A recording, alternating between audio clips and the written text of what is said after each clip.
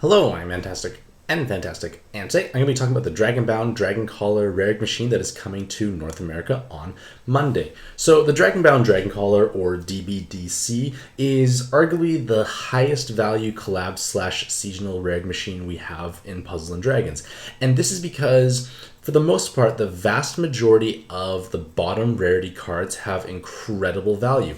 And that is important because if we are going to roll in a collab or a seasonal rare machine, we want to we're going to basically be expecting to have most of the rolls being the bottom rarity. And if the bottom rarity has great value, then these are like great consolation prize. Like, you, to a certain extent, want to be aiming for those bottom rarity cards. And if you hit any of the higher tier cards, you can kind of think of that as like an added bonus, so to speak. So this is the main reason why Dragonbound Dragon Collar is so amazing, because if you have not acquired the bottom rarity cards, you want to actually roll to actually acquire them, and hitting the stuff above will make you happier as well. But again, it has great value. So if you are a player who has not rolled in this event before, or has only rolled very lightly, I strongly recommend you actually roll this quite intensely, just because, again, you want to acquire those 5-star cards. Now, with the Monster Exchange system, this has definitely shifted and changed the way we actually approach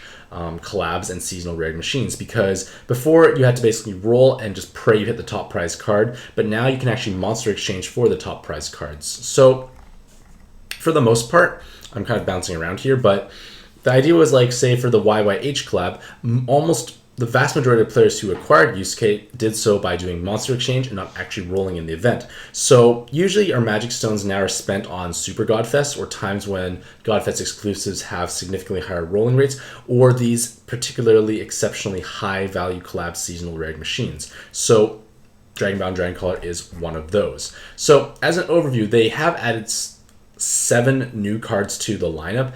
There are now a total of 5 7-stars. That's a lot of 6-stars, 9 6-stars, and then 7 5-stars. So there's quite a few different cards in this event now, and thankfully the vast majority of the cards are very valuable to have, and for the most part, a lot of the cards in A and S are actually at the bottom rarity, so this is quite promising. Like, from the bottom rarity, I would say 1, 2, 3, 4 are outstanding cards. So over 50% of the bottom rarity cards are meaningful and valuable, so that's a very good indication of why you should be rolling in this rare machine.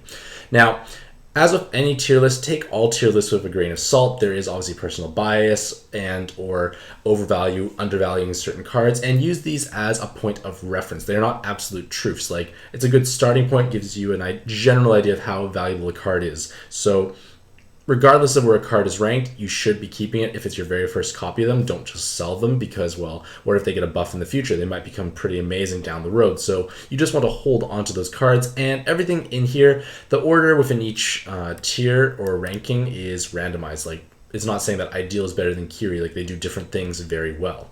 So Dragonbound Dragon Collar is a potent machine because, for the most part, the cards here are highly specialized. They do a certain role exceptionally well. Now, because of that, you may not necessarily be using them all the time, but because they are often the best choice or option for a particular role, it's invaluable to actually have them around, because now you have kind of the best in-slot option, so to speak, in order to approach that particular task. So having this great amount of specialization, which you can't replicate elsewhere, means it is worth rolling in. So for the most part, the vast majority of the Dragonbound Dragon Collar cards can be limit broken and then subsequently receive Super Awakenings. So when you have a card at max level, if their text is in yellow, it means they cannot be limit broken, whereas a text in blue means they can be limit broken. So just keep an eye out for that. If you can limit break them, they gain significantly more weighted stats and possibly a strong Super Awakening. So there is a Monster Exchange available for this event.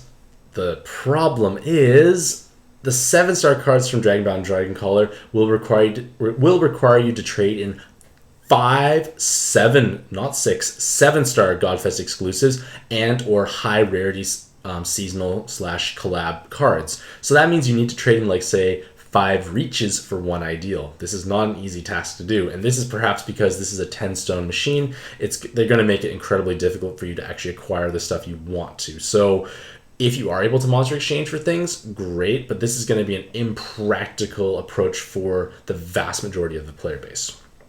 So this is an incredibly long article. It's one of the longest articles I have thus far. It's like 7,600 words. So I'm going to be touching basically all the cards' pros and cons and giving you an overview of what they do well. So the first card in the event is Ideal, and Ideal is one of the more ideal roles to actually acquire because she has incredibly high weighted stats and she has wonderfully beneficial awakening. So she has a split evolution form. Light Ideal is the vastly superior form unless you have no good leader. Dark Ideal is a better leader than Light Ideal, but there are better leaders available. But again, if you are a newer player and you're kind of transitioning from like a super early game, Dark Ideal might be something that carries you through earlier content because it's a very powerful leader still. It's just down the road when you have better options available, you usually would switch Dark Ideal back into Light Ideal in order to capitalize on what is arguably the best sub in the game.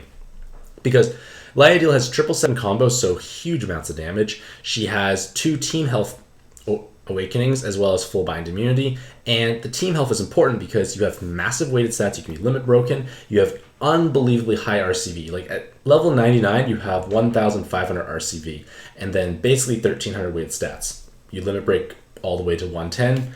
This goes even higher and more out of control, so to speak. So Light Ideal can accept Dragon Killer. She has huge amounts of personal damage, huge amounts of stats. It's going to make any team that relies on combos and that can use her perform significantly better. Whereas Dark Ideal, like, it is a nice leader. It's just a pure combo-based leader with built-in time extend. So it is a great leader for newer players who are just kind of getting into the game. You're going to be able to clear so much more content than you could have beforehand. And you'll be able to learn how to combo and do so in a relatively easy manner. So Ideal is obviously one of the big chase cards, but unfortunately it's going to be quite challenging to actually roll her. It's not going to be a common occurrence, unfortunately. Alright, so next is Lajua. So this is one of the older 7-star cards. He received Limit Break Super Awakenings, and right now his Dark Fire form actually is a lot more viable than it actually was in the past. Not only because of the extra stats and Super Awakenings, but because 4 times health teams are now able to sustain themselves more easily. And that is because with 4 times health and basically a rogue-based style team, you are kind of like Mega Ryune or Mega Sylvie. So they are pretty capable and powerful leaders in their own right, so you have a dark form of this. And the big key of these 4 times health teams is that you have to be able to heal yourself. So Lajua's active skill is a 40% heal, which is obviously a solution itself, but being able to use something like EIR is important because you match heart TPAs, huge amounts of healing, or you can abuse the Kuryu, I can't pronounce the girl's name. If you manage to buy 2 of them beforehand during the Gung-Ho event, you are able to now have a healing system where you just really won't die. These types of teams are not exceptionally flashy or particularly fast, but they are consistent. They can clear endgame content, so it is a valuable card to have. But the only drawback is there are a lot of other leaders that are kind of these 4 times health style teams that are either faster or more efficient, and that's why he's like the only 7-star card not ranked as high. Because, well, Mega Ryune is kind of doing something similar, but then when you think about Beach Barber and Julie and Dark Metatron are both 4 times health teams that are much faster and more consistent overall. Next is Suyu, who is, don't even try.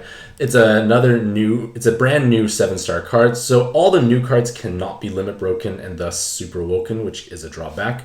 Their active skill removes lock status on orbs. You get all orbs to fire, water, and hearts. So you have a Weld or an Erd style active skill with +1 combo count for 1 turn. So your cooldown is reasonable. The vanilla Norn boards are usually, I think, like 8 or 9 turns, so you're only paying a couple turns for +1 combo count. May or may not be useful, but it's still a reasonably strong active skill because it has synergy on things like Beach, Barbara, and Julie teams. Now, their base form here is able to acquire 4 7 combo awakenings, and that's not a typo. That means they have 16 times personal damage on their own. But the problem is, there are no other awakenings. Like, that's a voice awakening. That's going to do nothing for you in terms of combative prowess. So you have a huge damage stick, but they have no skill boost, no skill bind resist, no time extend, nothing else. They're vulnerable to binds. This is a bit of a problem. Like, It looks appealing in theory, but the thing is, do we need a damage stick? Not really. Like, we have lots of 777 combo cards, and yes, obviously 4 is going to do more, but the thing is, those 777 combo cards, like Ideal, are providing so much more benefit for your team overall, and it's not really practical to keep the 4-7 combo awakening form for that reason. Whereas in their evolve form here, they keep the same active skill, but their leader skill is now fire and water attribute cards get 3.5 times attack and 35% damage reduction when health is greater than 50%. So this is Edward, basically. This is an Edward-style leader skill where you are above half health, you have more damage, and a huge amount of passive damage reduction. Obviously, when you dip below half health, problems can occur, but you'll find a solution to do so. And then, in addition to that, all attribute cards get 2 times attack when fire and water combos are matched, and then 2 times attack again when 6 or more combos. So you have, it's kind of like Edward, but it's harder than Edward because you have to be fire and water, so your team building is a little more restricted, but you have to match fire and water to deal your full amount of damage, and that can be a little problematic because Edward just needed pure combos. This card here needs combos and fire water, so it is a weaker form of Edward in my opinion, and a big drawback is, in terms of like using them as a leader, like for general, like for most content, they have no damage output themselves because yes, they have 3 skill boosts, which is cool. They have no void damage penetrations, and they don't have any time extend either, which is kind of problematic possibly. But with 3 VDPs, you don't have 7 combos, so you're just basically comboing a board. Your 2 leaders are not going to be dealing damage, so that is going to be a big drawback.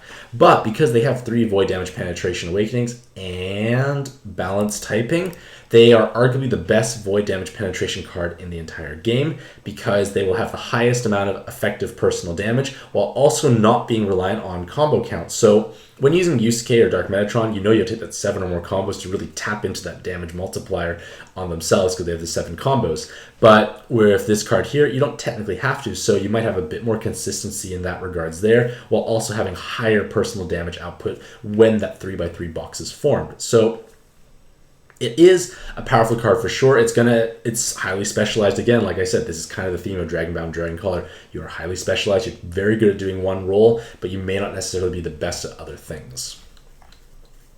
Next is Rochi. I can't say their name, but they have 2 distinct forms as well. They have the ability to ignore attribute damage absorb, so basically color absorb. So that's not a Fujin style active skill. You can't prevent Sopdet, Parvati, Vishnu from harming you. You are going to deal with them normally. So color absorb is a pretty situationally and niche mechanic overall, so it's not that highly desired. So you're paying a little bit of extra turns for that. And then they have a double orb changer, fire and jammers to wood, and then water and poison to dark. So a double orb changer doesn't remove hearts, gets rid of hazards. Still a reasonably strong active skill overall. And in this form here, they have 6 TPAs, so similar idea to the 4-7 combos. Nice damage stick and all, but it's not practical. You have no other awakenings. It's not going to function, which is why her dark form is going to be used in the vast majority of situations. So same active skill, but their leader skill is actually quite powerful, and they have good awakenings. Their leader skill is wood and dark cards get 4 times attack, and then you get plus 2 seconds of orb movement time, which is nice. And then all cards get 4 times attack, 50% damage reduction when 8 or more combos. 50% damage reduction is huge. Double leaders is 75%. That's like the Heartcross style leaders, or an effective 4 times health because you're only taking 25% of the damage. So you have 4 times the amount of health. With double leaders, you can tank basically any preemptive and a large amount of executions in the game naturally.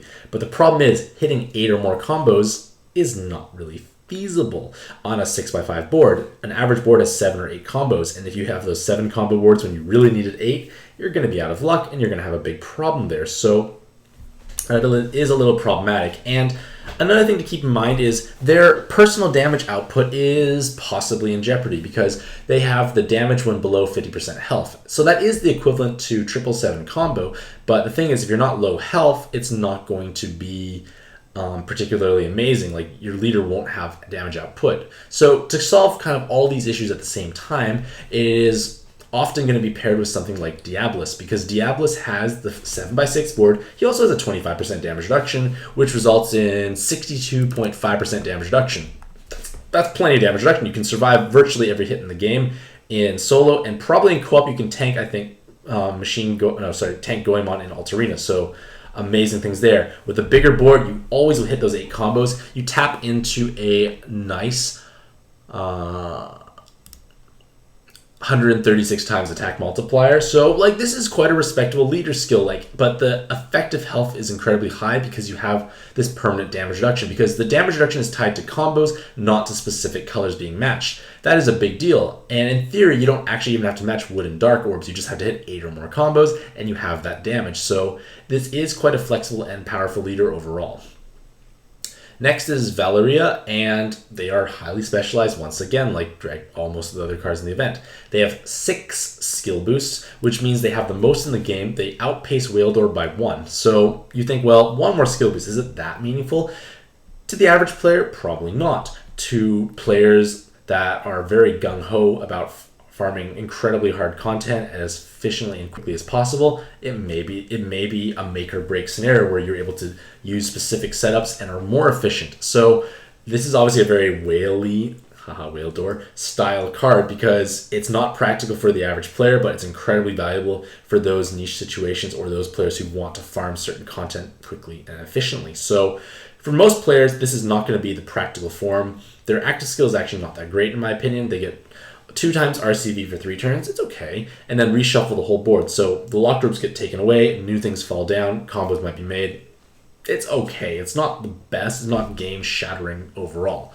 But in theory, if you shuffle the board and combos are matched, you can deal some damage if you get lucky, but you also get a turn of skill charging because combos were actually matched. However, in their evolved form, their leader skill actually becomes quite powerful. They actually become a 21 times attack rainbow leader with 3 times RCV. That's pretty big. So DualValeria is actually quite powerful. Like that's going to be more than 400 times attack, by far the most for any generic rainbow leader in the game. And you have a bonkers amount of recovery. So recovery used to be one of the better stats in the game until we started having damaging hits of like 100,000 plus, and then health became the most important stat. So there is no health multiplier, there's no damage reduction, but you do have 4 team health awakenings, which means you do have a very sizable amount of bulk with dual leaders. You're going to be hitting like 50, 60,000 health in solo mode, so it's not obviously enough to tank like Goemon and Altarena, but hey, it's a good amount of health. You have unlimited recovery in theory, so it's still a reasonably powerful leader. The only major drawback of using them as a leader is that their own personal damage is lacking. They don't have any damaging awakening skill. They're going to be just hitting their, 400 plus times damage is a lot still, but the problem is your leaders are not going to be contributing damage, and it's going to be your subs that have to kind of carry the team forward. So it's not necessarily a terrible thing. With 400 plus times multiplier, you are hitting incredibly hard already. Like use case 225 times, so think of like a use K with only 1/7 combo, that sort of style idea in terms of the damage output, but your subs, when they have double or 777 combo, explosive amounts of damage.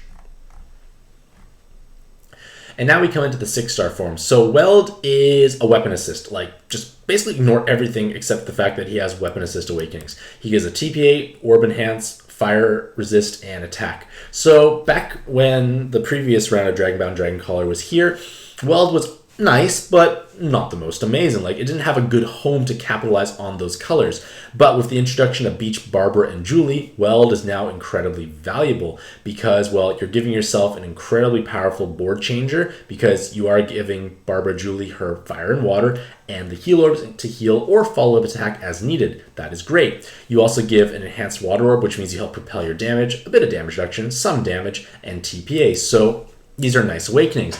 And the TPA obviously has merit if you're able to stick TPAs onto a card, give a card with lots of TPAs an additional TPA because their damage output goes even higher. So that's great. And this has great usage on something like I because reincarnated I will now have 4 TPAs and 777 combo when Super Awoken Limit Broken and Weld Inherited. So I is now going to be able to dish out spectacularly high amounts of damage on your Barbara Julie teams when inheriting Weld, which can be quite meaningful. And another thing to keep in mind is that the fire resist component of Weld allows Kiri, who is a cheese style leader that reduces damage from fire, to have an easier time team building because you're going to inherit Weld, you get an extra 5% damage reduction. You probably can have 100% immunity much more easily. It might free up some sub slots, and your life is just happier overall. So Weld is a powerful card, and you definitely want to use it in the weapon assist form. Knees is another 6-star card, and she is quite interesting. Like, she has, I feel, gained a little more relevancy over time just because of the introduction of 4 times health leaders. So her active skill is you recover 50% of your max health and Awoken Bind recovery for 5 turns. So that is great. Like, that is a huge heal. Your team of 100,000 health just healed 50,000. Pretty nice. You also have a pretty decent orb changer. You get fire to dark, water to wood. You keep your hard orbs, not a bad thing. Awoken Bind clearing, so it's an alternative to using Odin Dragon. But Nise herself has a bonkerishly high amount of health. Like, it's a crazy amount of health, and she also has 1,400 weighted stats.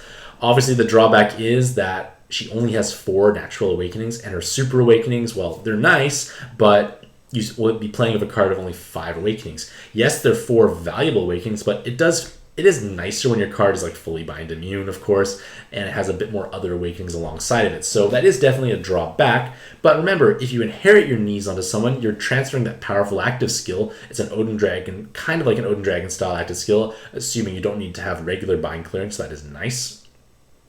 But you also will transfer a huge amount of health, and that can be meaningful. Conversely, sticking knees on a team that multiplies health, your health is going to jump up by a stupendously high amount. So people that were using Edwards would sometimes run knees on the team in order to tap into that huge amount of health. And they would actually be using the team health super awakening to just kind of further bolster their tankiness or bulkiness. So it is definitely a viable option to use knees on teams that really care about the amount of health they actually have.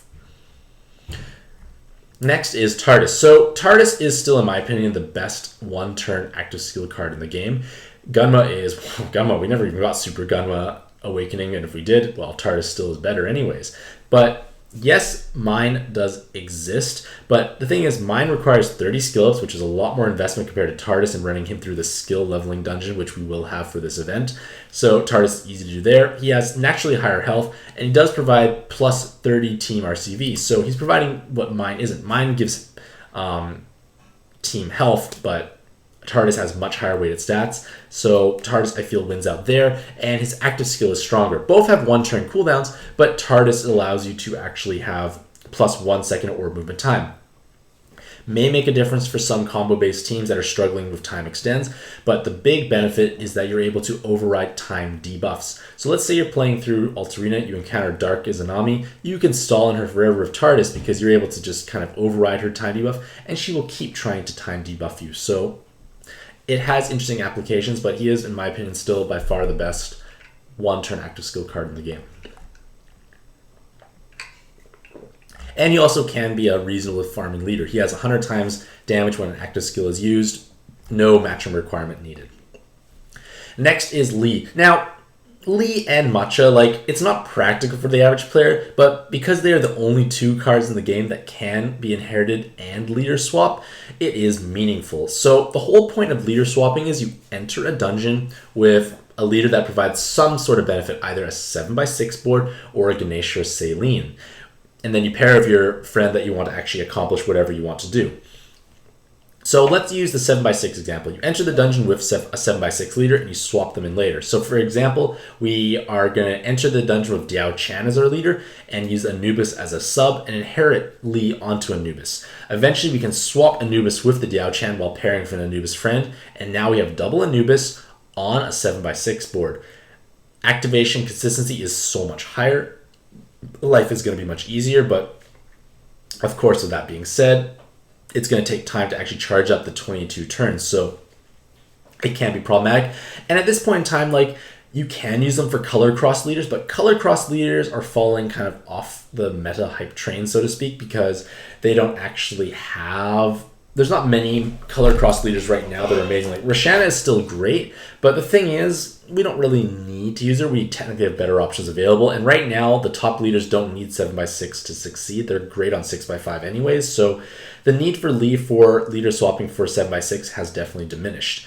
However, with Ganesha and now Saline, the prospect of farming rank experience is significantly more efficient when you can leader swap. So you basically enter the dungeon in co-op with double Salines, you leader swap around, you can farm things like Machine Hera incredibly fast, and you acquire bonkerishly high amounts of experience, and it's just something you can't do and replicate. So for the average player, Lee or Matcha is not going to be that great, but for players that are really gung-ho about those types of things, it's invaluable because there's nothing else that can replicate this or replace this. So Lee is good in that sense, but not good if you're not chasing that type of content.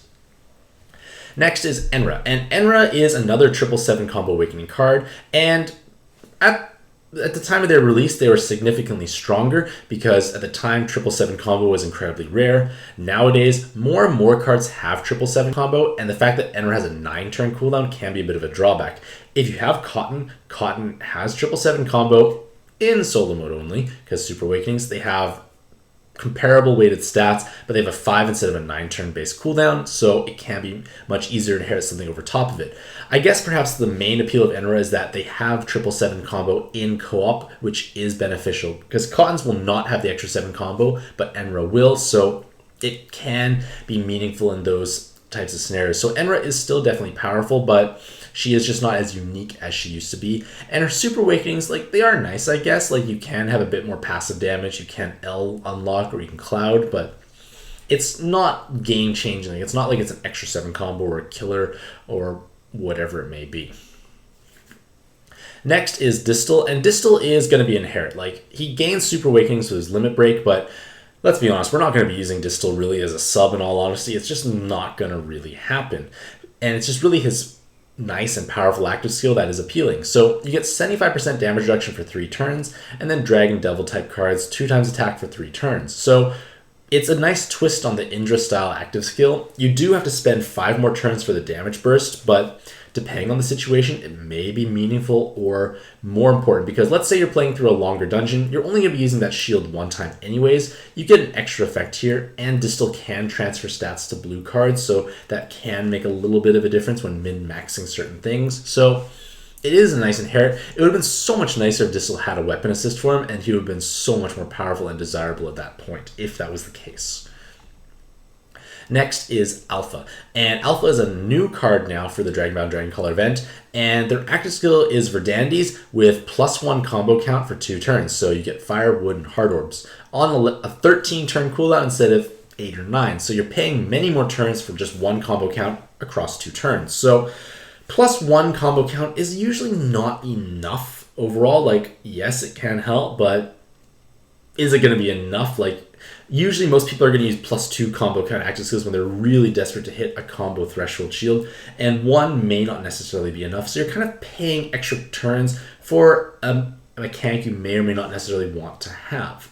Now, the leader skill we don't really care about in all honesty, but it's their awakenings that are interesting. They have 5 L awakenings, which means they have huge personal damage. They have 7.6 times attack when forming an L. So it's basically like 777 combo. But the problem is, L-based teams are not that popular. Like, it's just really not a thing at this point in time. And in all honesty, double 777 combo is much more consistent and stable. You can activate on every given board for the most part. And you don't have to worry about having those 5 connected orbs.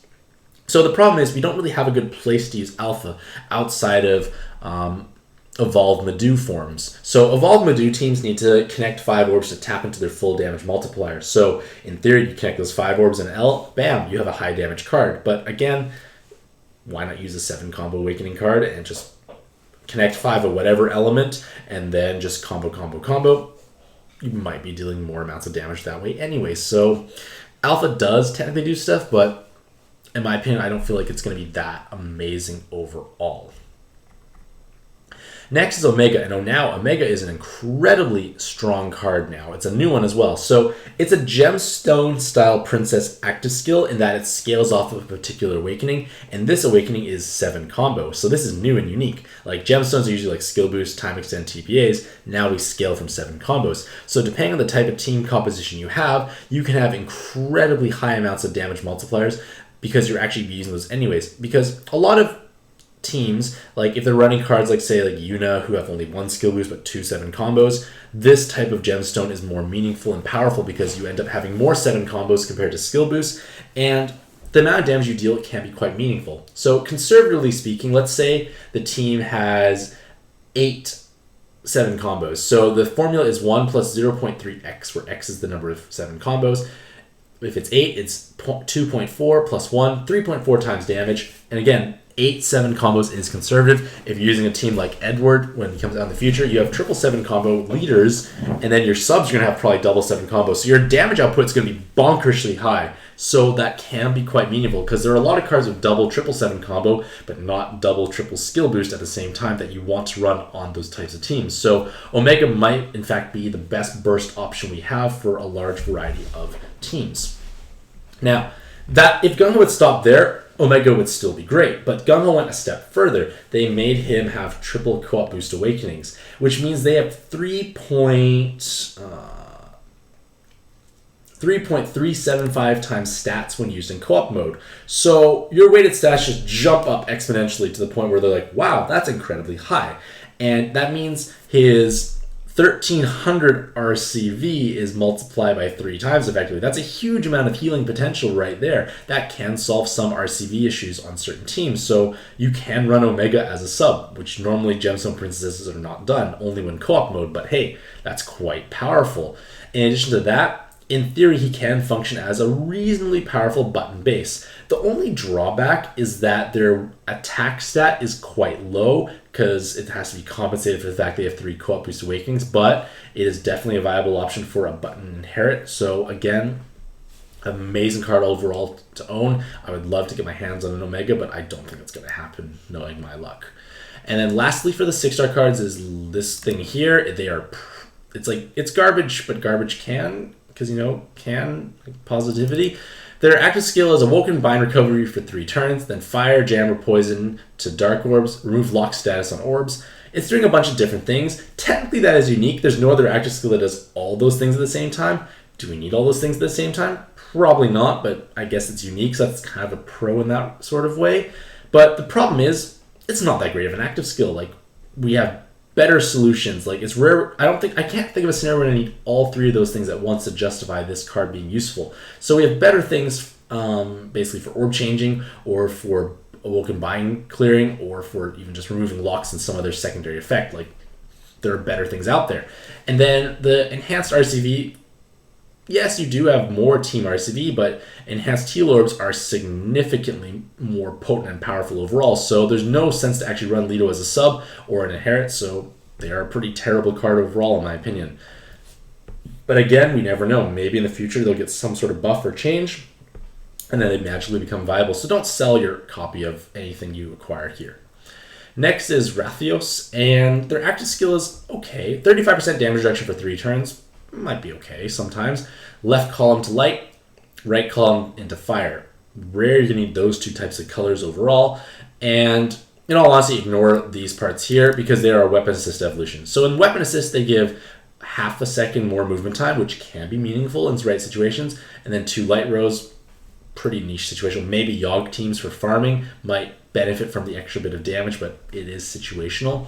And then a bit of extra health. So Rathios, it doesn't have that many practical applications, and in my opinion, where I feel like it can at least benefit reasonably well is on Dark Metatron teams when you inherit them onto something like Izanagi, where you never will be having the inherited skill come up, because you use Izanagi's base active skill on a regular basis. So whatever you put as an inherit on top of him is usually not going to charge up, which is the ideal scenario for this type of weapon assist. We don't want that active skill. So you'd be able to give yourself an extra half a second movement time, which might be invaluable for Dark Metatron teams because they generally have low movement time. So this can be a nice saving grace. You get a bit of extra health from the awakenings and the stat transfers. So the health gets multiplied by 4 times on Dark Metatron teams. So it can be meaningful. It might be useful in certain situations where you want to have a bit of movement time or health or stats, but it's just something to think about. No super good applications, though, at this point in time. Next is number 6. And number 6 is a great card. You want a number 6. You don't want 6 of them. You want maybe 1 to 2 number 6s. because number 6 has a 5-turn active skill, which is no Skyfalls for 1 turn, and then randomly spawns 7 fire orbs. So the no Skyfall clause makes it so that their active skill is a lower cooldown, which is nice because you inherit something over top of him. But no Skyfalls means you have damage control, or you're able to stop orbs falling down and matching that you do not want matched. So for instance, let's say there was a light absorb and one of your cards has a light attribute. You don't want light to match, you use number 6. As long as you don't match light, it's impossible for light to actually trigger. Meaningful there. But his big appeal is his triple god killers. And with triple god killers, he is able to have 27 times personal damage against god type spawns. You basically obliterate them. It's amazing. It's wonderful. And this is why this is a card you want to own. And this is kind of the trend for a lot of the 5-star cards. They have triple or even quadruple killer awakenings that are meaningful. So number 6 is doing this job incredibly well, but the main drawbacks of him is that there are no skill boosts, so it makes it a little harder, but the double skill bar resist can be helpful in certain situations, but the low cooldown is nice. But one main drawback now is that he is less unique, because we have more stellar god-killing type cards available. We have the Mega Awoken Sheriff's Roots, which will come to North America soon. We have Ragnarok Dragon. We also have Fallen Angel Lucifer. So we have 4 different types of god-killing prowess cards, but it's just a matter of which one we want to use. So number 6 is less unique, but still very powerful. And on fire row farming teams, which is where he's home at most of the time, he has great practical applications there. When you're farming, say, Norse Rush with your red female hunter or red hunter, you are able to use number 6 to obliterate many of the spawns with relative ease, because you can acquire machine goemons and your life is just easier. Next is Kiri. Kiri follows the same type of idea, but you have triple dragon killers, so 27 times damage against dragons. And no one else has triple dragon killers, so Kiri kind of retains that level of uniqueness, so to speak. But Kiri is a bit of a step above because she has other applications outside of just being a damage-killing machine. Her active skill changes enemies' attribute to fire, so it's kind of like the Puppeteers, which are redundant and outdated, but we are going to be acquiring the Puppeteers for free if you score top 20% or higher in the ranking dungeon. But, it's a situational active skill overall, but the thing is, Kiri's leader skill has relevance for there, because you get 36 times attack multiplier, if I'm not mistaken, and no, it's higher. Whatever, it's pretty high. Oh, sorry, it's 5. It's 25 times attack multiplier, which is reasonable for this type of cheese team. But you have 75% damage reduction from fire-based monsters with 1 Kiri, and then it jumps even higher up. And then you can stack these fire resist latents or awakenings with her super awakenings or subs or welds, and you can have fully immune damage teams against fire type spawns. So basically you change the boss to fire and you can never die. It's going to take a while to kill the spawn, use gravities to chunk them down slowly over time, but hey, it's a safe and surefire way to clear content. It is slow, but it can get the job done. So Kiri does have this unique niche where she can function as an incredibly powerful cheese team leader. Next is Julia with a K, and Kulia is probably worse, I'd say, compared to last time, because yes, she does have a second 7 combo with Super Awakenings, but it only makes her a double 7 combo Awakening card, so only good in solo mode. But the thing is, we have so many more double 7 combo Awakening cards now compared to, 5-6 months ago. So she's not very unique whatsoever, and the fact they had to Limit Break her and Super Awaken her is a large drawback. It's going to cost you lots of resources, and it's basically a budget solution. And for budget solutions, you want them to be relatively resource light. But Julia the K requires lots of resources to become mediocre. Not so great overall. Her active skill is okay. You get 1 second orb movement time for 2 turns. Left column to water, right column to dark. Maybe you can make L's for Blue Sonya style teams, but Blue Sonya is kind of falling off the meta hype train. So Julia with a K, not so great at this point in time.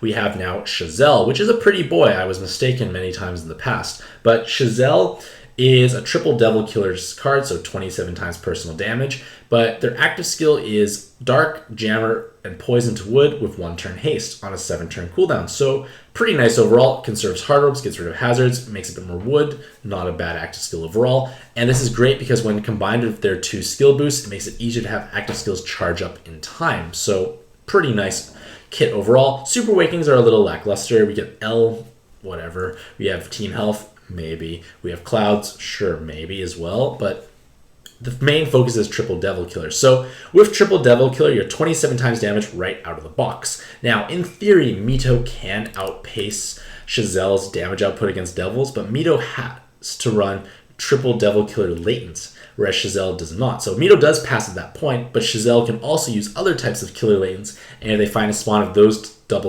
typings, devil plus whatever her latents are, Chazelle's going to deal significantly higher damage as well. So pros and cons. I prefer Chazelle because she's good out of the box, has 2 skill boosts. In my opinion, I find her more valuable overall.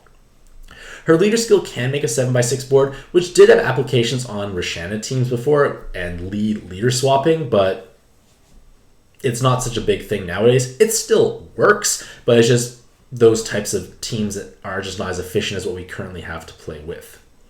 Next is Praline, and she became significantly stronger with her Super Waking. So now she can be limit broken, which means higher weighted stats. And her active skill is Water to Light, Dark to Heal. So a pretty powerful active skill overall. And then all cards 1.5 times RCV for 4 turns.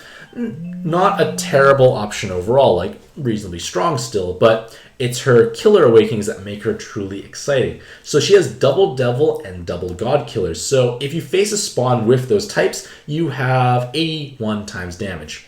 Pretty spectacular amounts. But the problem is, you're either double Devil, double God. It's rare that they're going to be both spawns at the same time, both typings at the same time. So in theory, number 6 and Chazelle are a little more specialized in that sense. But the thing is, with Prowling, you can get some of the sexiest Super Wakings of any card. You can get a 3rd God Killer or a 3rd Devil Killer. So then now you become on par with number 6 and Chazelle, while also being a different color, and being able to have potentially 243 times attack against Devil God spawns. So having this in your arsenal is definitely great to have. Like, you may not use them all the time. It doesn't have applications in co-op mode as much, perhaps, as Chazelle number 6. But hey, if the stars align, you are going to destroy that particular spawn.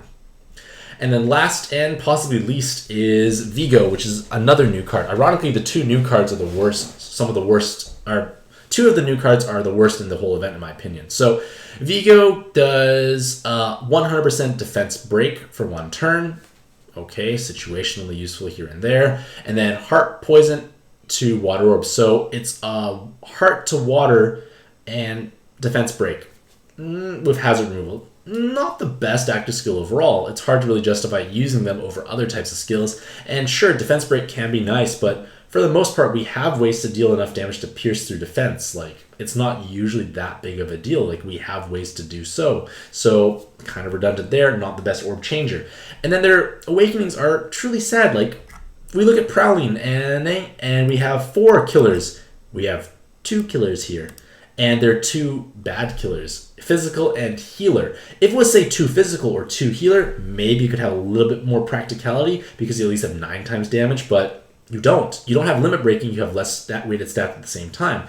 You're not doing that much. You're not doing very much, you're not doing it very well. Like, even we face a physical and healer type spawn, you're only 9 times damage, but you have no damage against anything else. What's the point? Use a double or triple 7 combo awakening card, you're achieving similar levels of damage output while also being able to kill other spawns in the dungeon. So Vigo's not really doing much whatsoever, in my opinion. And even if he did get Super Awakenings, I can't foresee anything that's truly going to make them that amazing. Maybe some people might argue that, sure, skill charge on 13 turn cooldown, but what's the point? They're not contributing anything else to the team anyways, so they'd be carrying an active skill. We can find someone else to do that. So Vigo is sad and lackluster overall. So, in conclusion, the Dragonbound Dragoncaller event is one of the most exciting events in Puzzle & Dragons because they have tremendously high value at the bottom rarity. 4 out of the 7 cards are amazing to have. You want to have them. So if you just roll of that kind of mindset and anything else you acquire as a higher rarity as bonus, you're most likely going to be happy. So if you are a player who has not rolled or rolled very little in the past, I would encourage you to do so because you can acquire cards that can't be replicated elsewhere. Like, they are unique and they fulfill these roles in a specialized way that you can't do so any other way. So if you are lacking cards, roll. If you have most of the cards like myself, I'm just going to do my free roll and stop because I have all the old 5 stars, and yes, some of the new 6 stars like Omega would be appealing, but I highly doubt I'm lucky because knowing my rolling luck, it does not turn out well, so I'm just going to keep saving. But again, let me know what you think you are going to do in the comments below. Do you think you are going to roll heavily? And if so, who do you hope to roll? And how much have you saved up? Hopefully you all have a fantastic day. I wish you all the best luck in your own pad adventures. And happy puzzling.